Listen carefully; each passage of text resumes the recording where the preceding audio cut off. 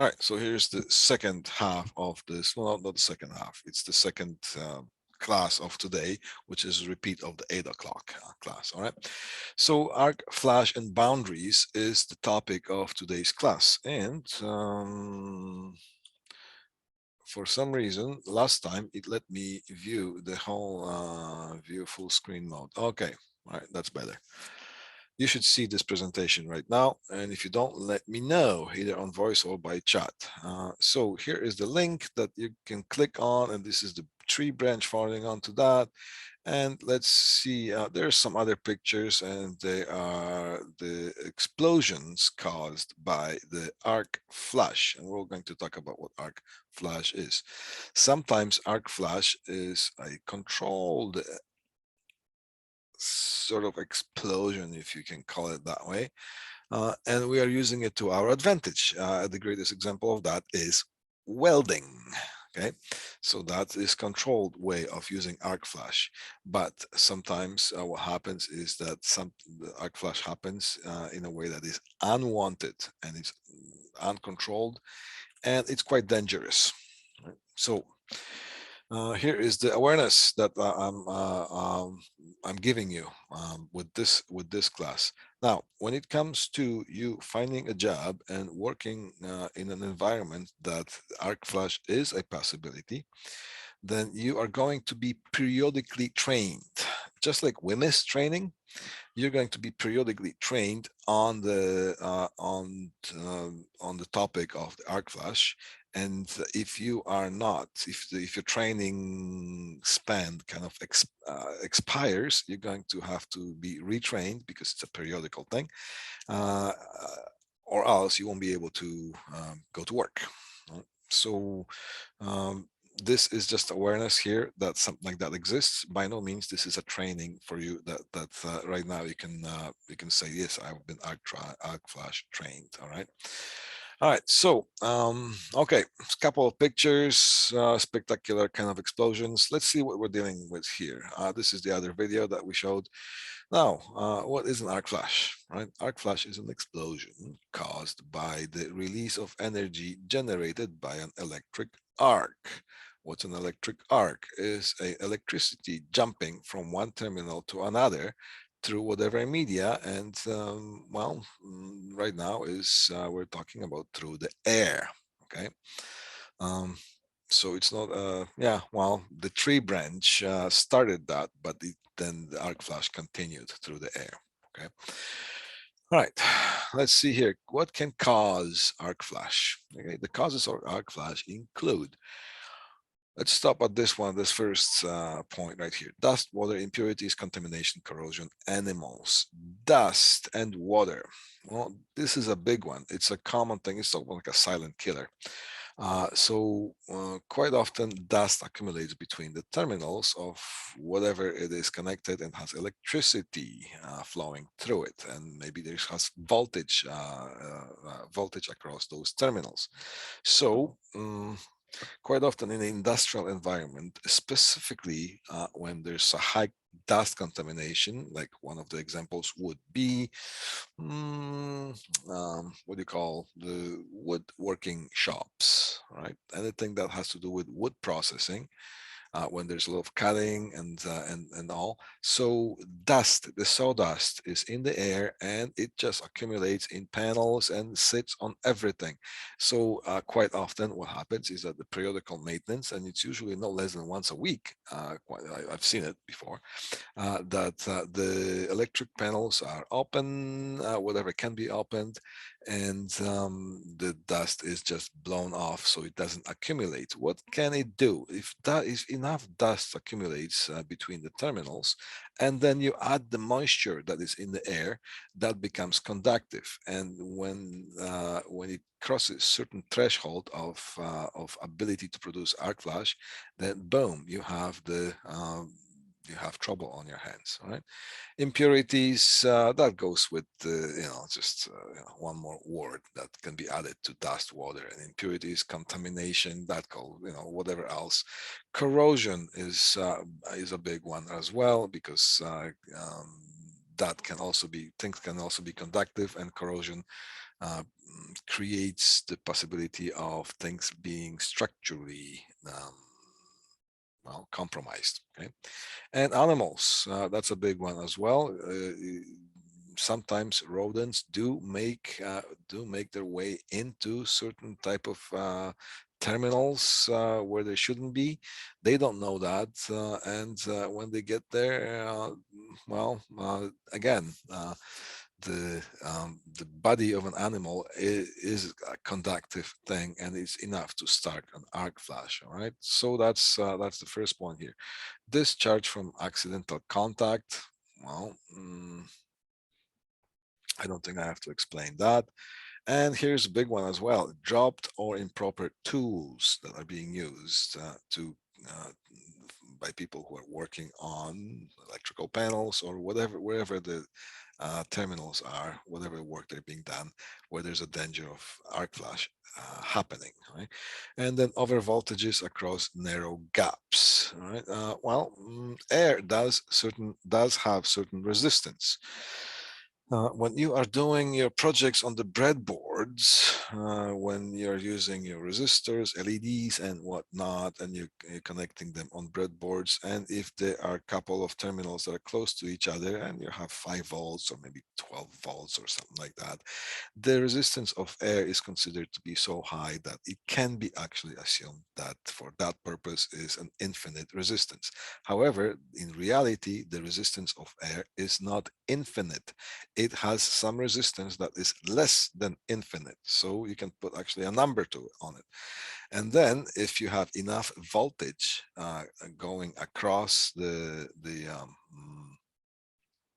terminals, and they are too close to each other, then the electrons might jump from one terminal to another. Voltage is a difference of potentials. If one terminal sits on one sort of electrical potential, and the other one sits high enough, the resistance produced by the air might not be enough to prevent the electrical discharge from happening from one terminal to another, and a spark is going to jump from one terminal to another, and boom, you have an arc flash on your hands, right? So yeah, it's the over voltages over narrow gaps, and the closer together the terminals are, and the more voltage you have across them, the bigger chance is for the it creates a bigger risk of the arc flash to happen. Failure of insulating materials. If, well, this is self-explanatory, I'm not going to expand on that. If terminals are not insulated properly, then of course our arc flash can happen. Loose connections. Remember when I am really strict on you creating proper connections, because loose connections can produce sparks, and if you produce enough sparks, you produce enough oxidation, and and then what happens, that creates heat, which creates more oxidation, and it creates more resistance, and which creates more heat, and so on. So then after a while, when certain parts are stressed enough, then boom, again, the arc flash can happen. And of course, equipment failure. Right? So here is, equipment fails, then things can get shorted inside. Again, arc flash can happen. And then here's the last one here. Workers, here's something you can control big time. Workers assume that electrical equipment is de-energized. When you're working on certain electrical equipment, you should de-energize it, which means the power is supposed to be turned off. And the power that is turned off is supposed to be verified. And we need to make sure that no one by accident, without us knowing, is going to turn the power back on. So there are certain lockout procedures, tag out procedures. So you lock the thing out, you open the circuit breaker, which means you cut the power to whatever branch you're working on, and then you lock it in a way that it's not possible for somebody just to turn that on without removing the lock. And there's tags informing that's the work being done and whatever the procedure needs to be done, followed. Right?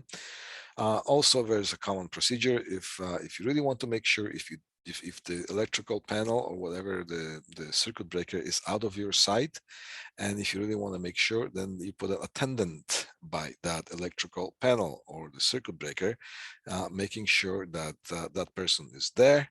And if somebody has still some idea of turning some power on, that person can tell them, look, you can't turn the power on because there's a person working on the equipment and you're going to kill that person if you turn that thing on. All right. So uh, these would be well, some of the most common causes of electric arc flash. Right? All right. So these were causes, and here will be the consequences of that. This you can consider that person to be lucky to be alive, but still, that person would go through a lot of inconvenience in form of pain. All right. The consequences of arc flash can include electric shock, right? Severe burns, blindness, deafness, shrapnel wounds, and long blast injuries, and it can cause death. Okay, so let's expand on some of that here. Electric severe burn, blindness, deafness. Okay, here's the one here. So what about the sound? Well, electric arc flash, it's a sudden release of energy, and it can create a loud loud sounding explosion, right? So arc blast at 2 feet can reach, well, but not limited to 140 decibels when it comes to sound volume, the sound energy, right? In comparison, the jet engine, if you're standing 200 feet from the jet engine, which is not that far, considering a jet engine, right?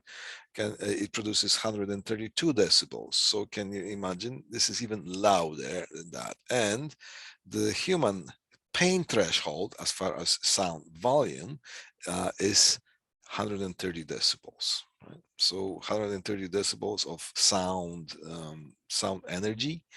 If it reaches that, then you are not dealing with just loud, annoying sound. You're actually dealing with pain. Right? So okay, so sound here, the explosion, heat. Arc flash can go up to 20,000 degrees Celsius, or you can transfer that into 35,000 degrees Fahrenheit. That's way more than your oven. Okay, so in comparison, the temperature of sun is 5,600 degrees Celsius or 10,000 degrees Fahrenheit. So it's hotter than sun. Right, can that burn you? Well, it'll evaporate you. All right, so arc flash blasts. What are I doing with here? Shrapnel wounds and long blast injuries. All right, let's see here. Yeah, okay, here's this slide here. Arc flash blast effects. It's an explosion, a big energy release. Remember I showed you the picture of a train? The electricity can move that like a feather from the standing position. Boom, right? You can sweep you off your feet if you're standing on the floor. Just go into some of the streetcars in Toronto sometimes if you have a chance and see how easy that thing is moved, and that's by electricity. And yeah, so just to give you some sort of idea. Now, arc blast can throw a worker off a ladder. Well, okay. It can throw a worker into a nearby walls or equipment. And basically, it's going to blast you across the room in a very, very fast way. You have, well, chances of survival are slim when that happens, okay? And if you survive, you consider yourself to be lucky. Now, here, let's see, 1,400 kilograms per meter squared, or it translates into 2,000 pounds per square foot of pressure on the body can cause, because you're talking about the shock wave right now. So the shock wave can throw you onto a wall or an equipment, just can throw you right across the room. And then there's the blast, the energy of the blast. What can the energy cause? Well, it can cause concussion if it's small enough that you actually survive. And then it can collapse our lungs because here's a shock wave that goes through, and it's just like being hit with a huge pressure, shockwave pressure, and it can collapse our lungs. And if our lungs are collapsed, well, what happens? We can't breathe. Well, we die, right? And then it can cause severe internal injuries. Well, it's just like being hit with a wall. All right, so projectiles can cause um, mm,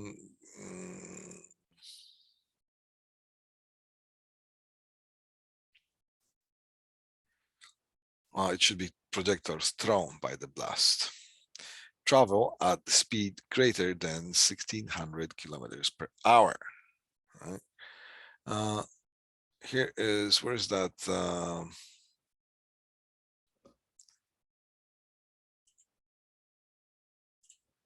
Here, you see this looks like a dust. It's not dust, it's a projectile. It's a solid matter.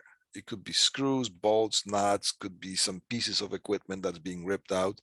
They travel very, very fast. How fast do they travel? Well, they travel as fast or faster than a bullet that is released from a gun, right, or a rifle. The bullet comes out of a rifle, comes out at about 3 times the speed of sound, which is about 3,200 feet per second. So those projectiles can travel as fast or faster that the explosion causes. Right? So mm, if a bullet coming out of a gun hits a human body, then it can cause a lot of damage and it can kill you, right? So what's the difference between bullet or some sort of like a screw, nut, or a bolt that travels, has the same weight as a bullet, or sometimes it can higher, and travels at the same speed? Well, you get the same effect, right? So here is some of the effects of an arc flash. Now here we can see some of the logos and well, stickers. Canadian Standard Association, CSA, Canadian Electrical Code, Occupational Health and Safety Act, and then U.S. National Fire Protection Association, Institute of, well, IEE, and so that, okay. Now, that means these are serious government regulated institutions, and they do include arc flash in their rules and regulations. So basically what I'm trying to say with this thing here is that things are official. It's not suggestion, it is things are official. How official? Well, more official than we could initially imagine. All right, let me expand on that. And CSA standard Z462, the standard for workplace electrical safety in Canada. Here is if you want to read more about arc flash, see what the rules are. Now, CSA standard Z64 covers electrical safety program, arc flash hazard analysis, flash protection boundaries. We're going to talk about that in a couple of slides further down the road here. Fault current calculations. This has something to do with the current available when the arc flash happens. It's the total amount of current available at complete dead short. It's the ampacity, if you can say that, of the arc flash. Arc fault clearing times, it covers that as well. Incident energy exposure, so here's how much energy you're exposed to, and it also talks about required personal protective equipment, which in some cases it might protect you, or in some cases no matter what you do won't protect you, but nevertheless we are required to work protective equipment if we're working in certain situations. All right, let's just say that. All right, here is Bill C-45. Bill C-45, federal legislation that amends the Canadian Criminal Code. Look at this here, Canadian Criminal Code. Bill C-45 became law on March, and it's now a new section in the Criminal Code, which reads everyone. So how official things are? That official, all right? Now, if somebody mishandles a firearm or in the military, for example, big firearms or any other kind of explosives, they could be charged criminally for their action or misaction, right?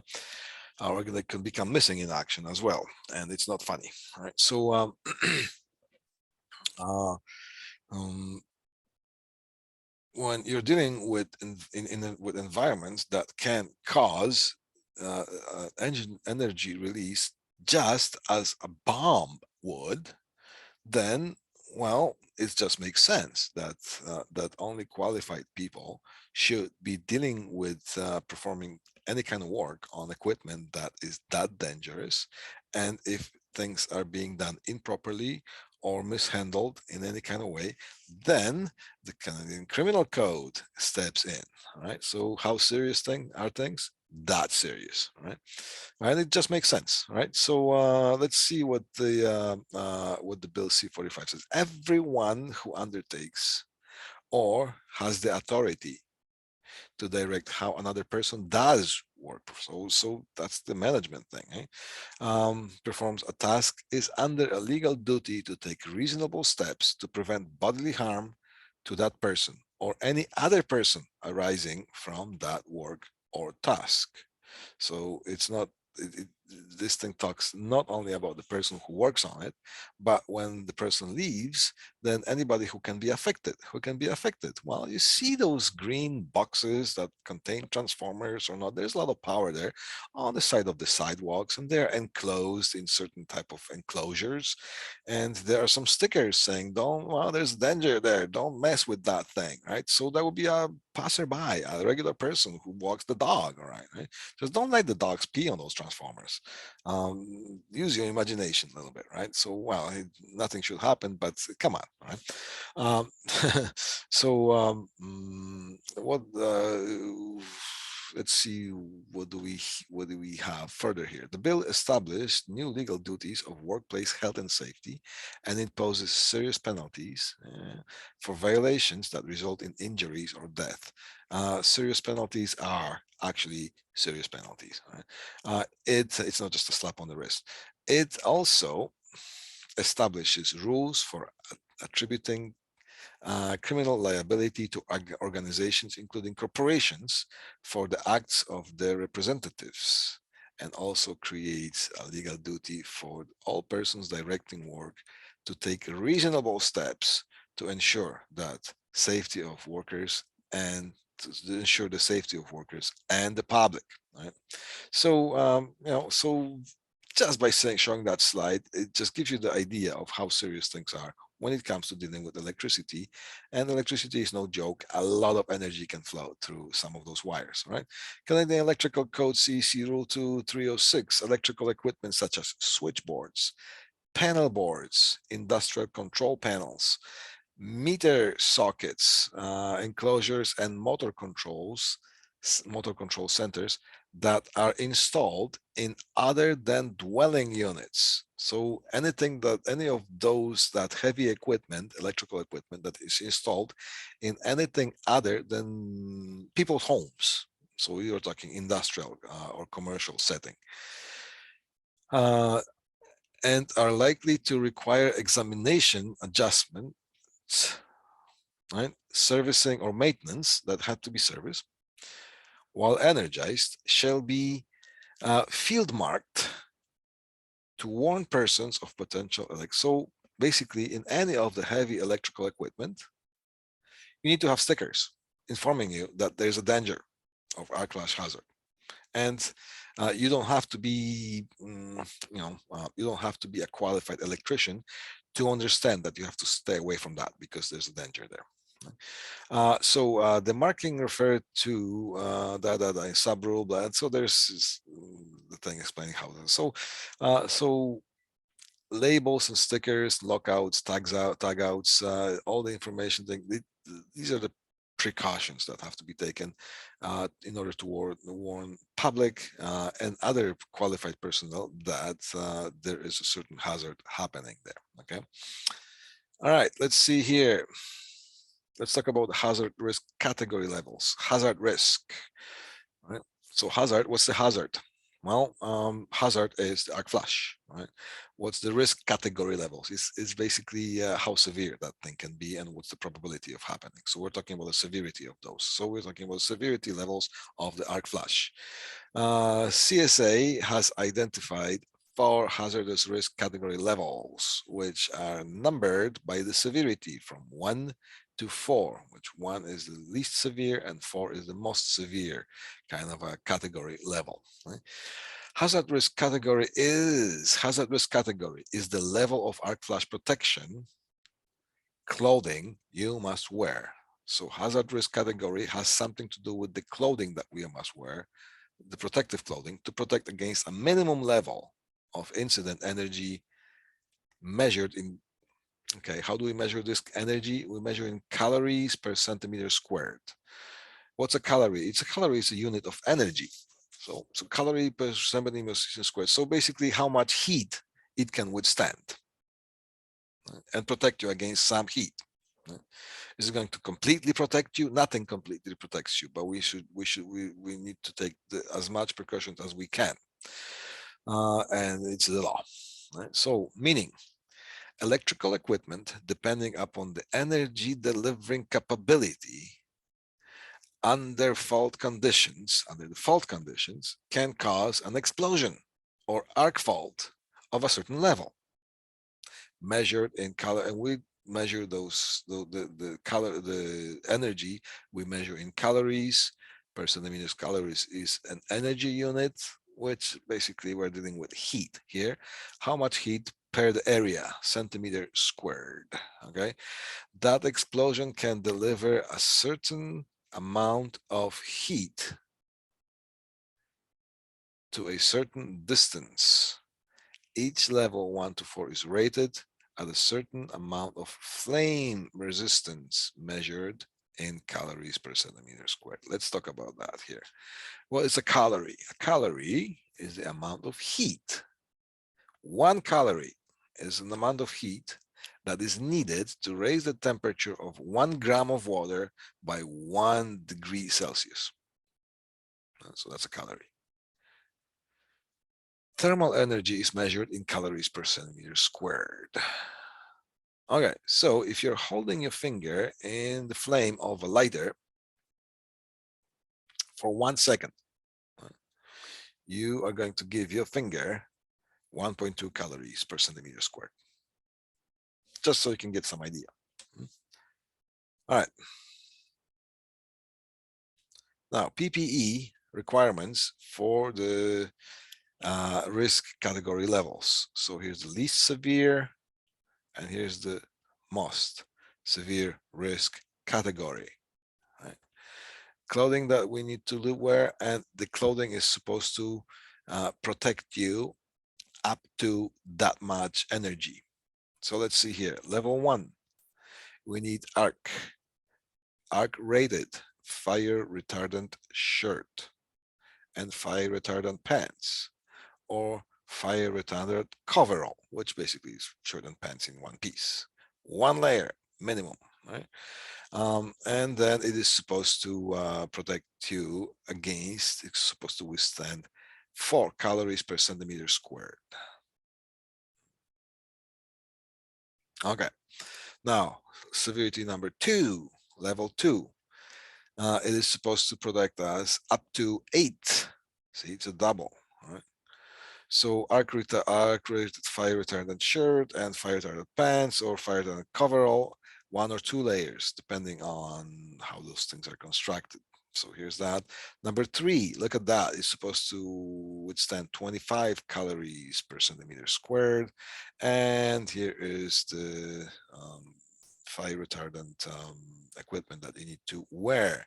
And here's number 4, category risk number 4, and it's supposed to withstand up to 40 calories per centimeter squared. That's a lot. All right. Now, personal protective equipment requirements. Okay, so personal PPE should limit the incident energy level of the arc flash up to arc flash. It should limit to 1.2 calories per centimeter squared. against the worker's chest. That's what it's supposed to do. Then look at the label that states, is you have to have that kind of approval here. All right, then arc rating of the garment. You need to have arc rating of the garment, and all materials in the garment should be fire retardant rated. Now, all materials, not just the clothing there, just the material, everything else that's in that material. Excuse me, let me just get a sip of coffee because all this talking makes you dumb. All right, so that includes the thread, the buttons, the insulation, the zippers, anything that's part of the clothing should be fire retardant rated. And here's this is by the ASTM, and that stands for American Society for Testing and Materials.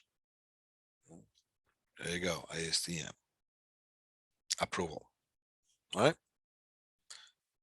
So here is the person wearing the protective equipment, and you've seen the first video, right? There we go, or the second video. All right, ASTM standards. What now?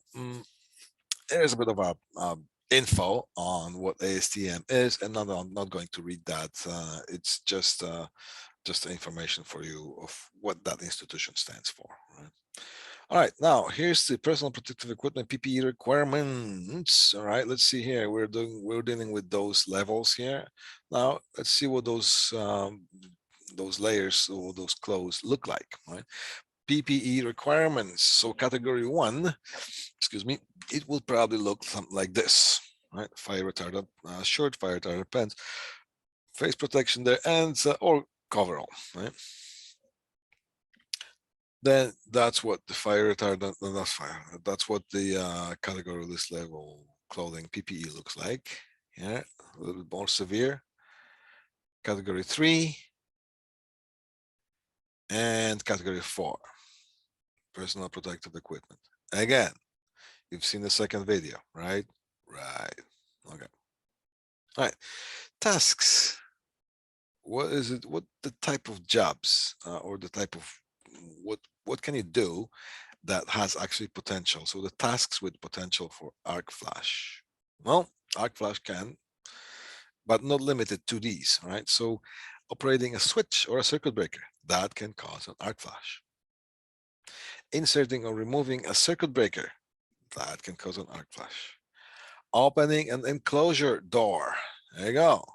When the person opens that, it can cause an arc flash. Removing a cover, hinged or bolted, and even testing for voltage can cause an arc flash. Remember the multimeters class that we had in the beginning in September, that there are different categories for multimeters? That has something to do with that as well, right? So removing cover, hinged or bolted. Well, I just kind of thought what I would show you what I mean by that. Here's a hinged cover, here's a hinge, and this thing swings out, open and close, right? Here's a bolted cover, here's a cover, there's equipment there, you bolt the cover on, right? And here's a combination hinged and bolted cover, right? So removing those can cause an arc flash. Be mindful of that. All right. Now we're going to show you two types of boundaries. One is the one that was implemented not too long ago. It was the 2015 electrical code, or the boundary areas, and now they're being replaced with 2019 version. Right, so I'm going to present both to you. So what it used to be like and what it is now, just so you can get a better idea of what's happening when it comes to the boundaries. What are arc flash boundaries? Well, basically it's a distance. The boundaries talk about the distance that you can approach whatever the live equipment is that can produce arc flash and be legal. Right? Notice that I paused a little bit because I wanted to say and be safe. There's no guarantee that you're going to be safe. There's no guarantee that you're going to be safe when you walk out the street today, right? Or if you stay at home.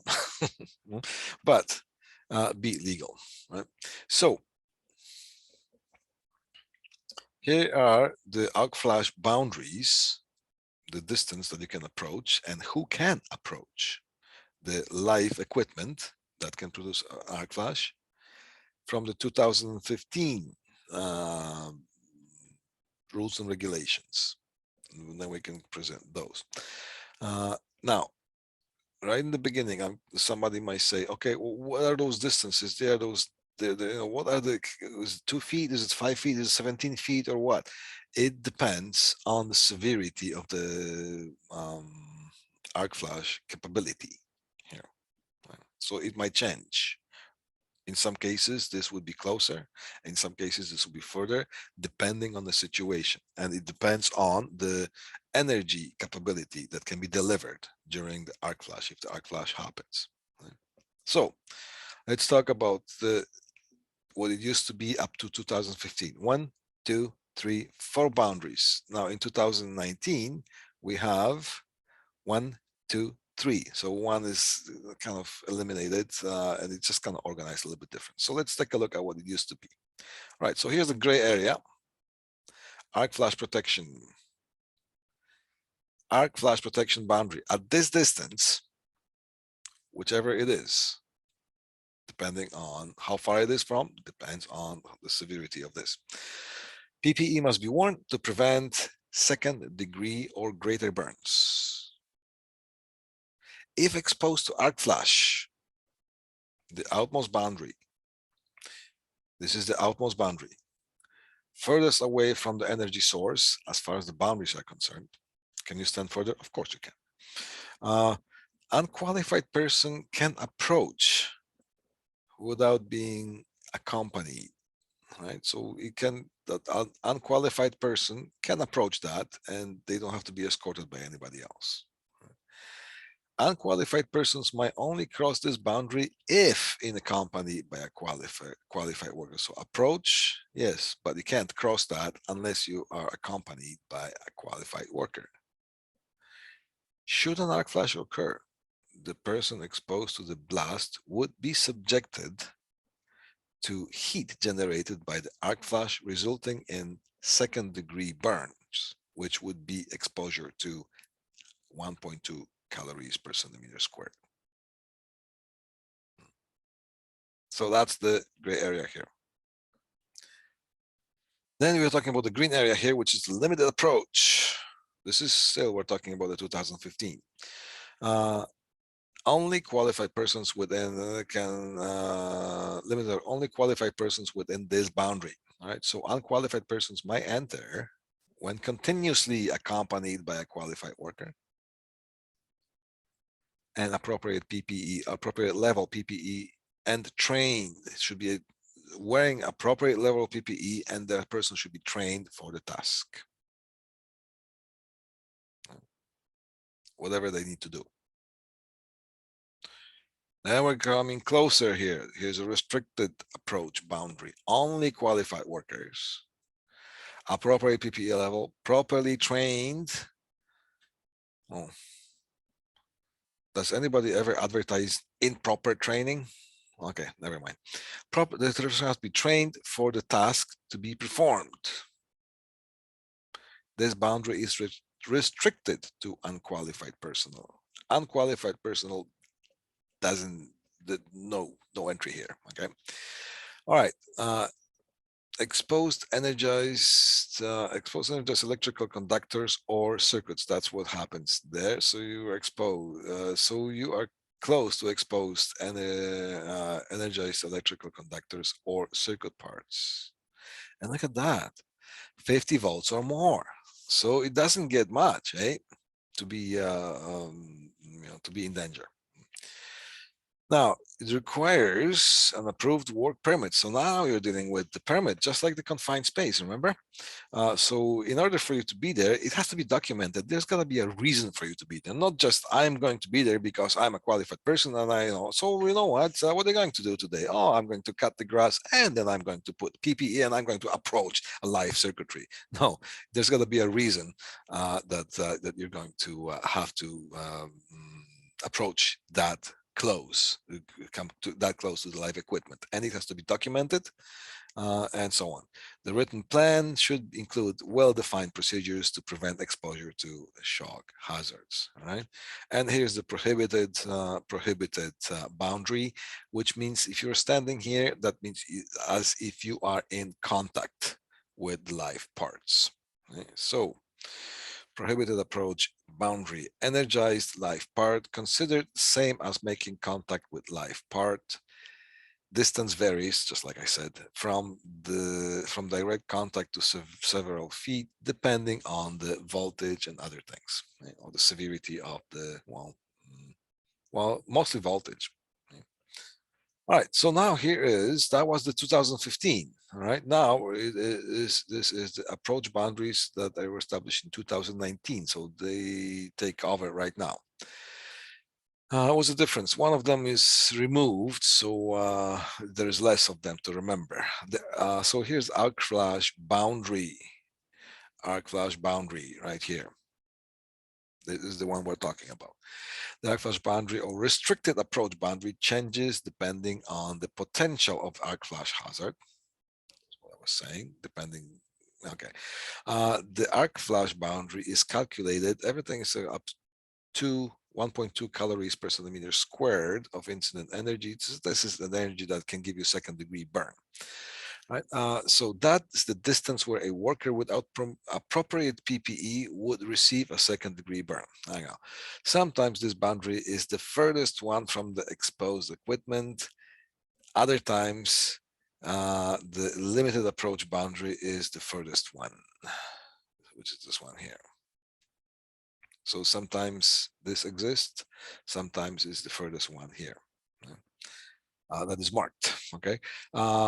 When the arc flash boundary is the furthest, the arc flash, so this one is the furthest away, it becomes the line that no one shall pass without training and PPE.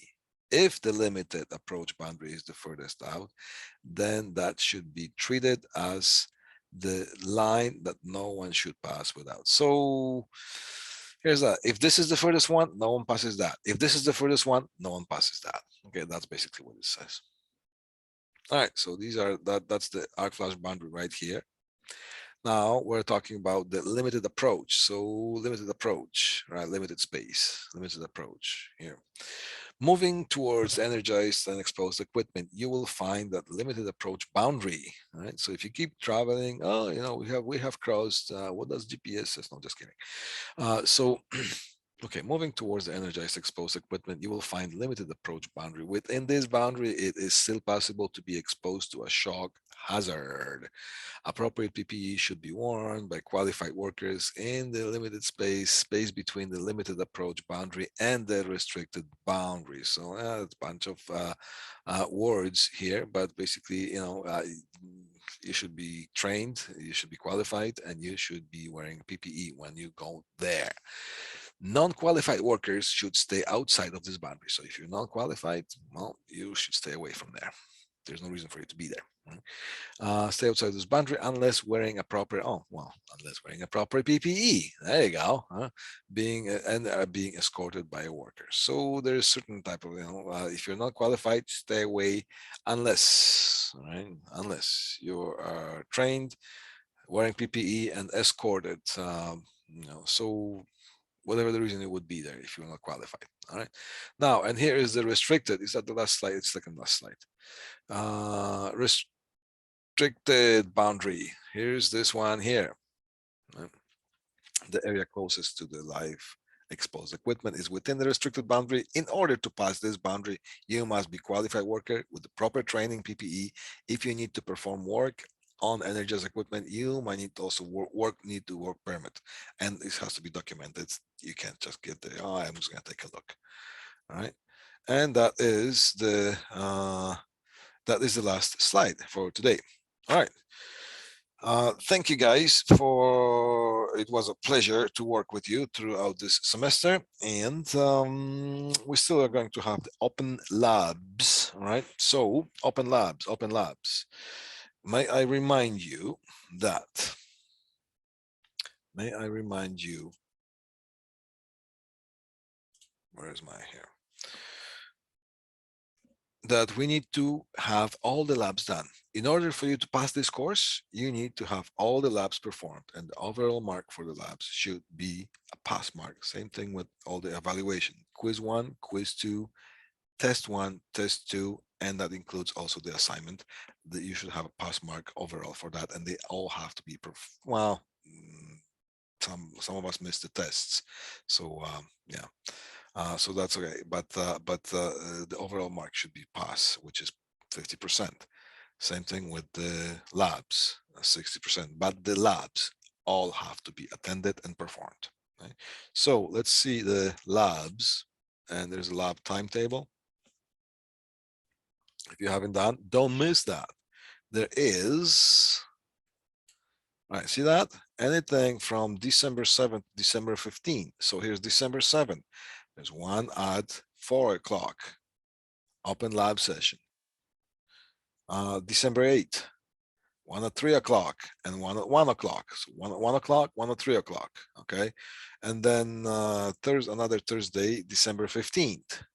One open lab session at 1 o'clock, one open lab session at 3 o'clock. So you got 1, 2, 3, 1, 2, 3, 4, 5, 6 lab sessions that are open labs that you can come over and make sure that all your labs are performed.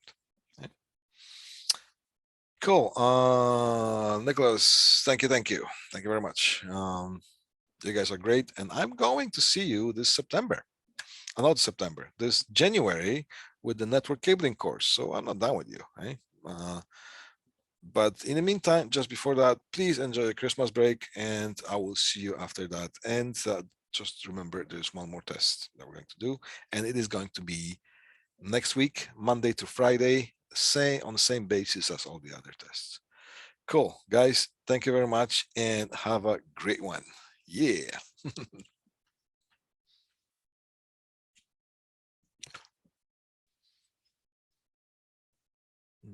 How do I end this?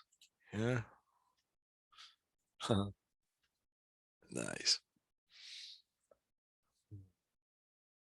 Stop share and end.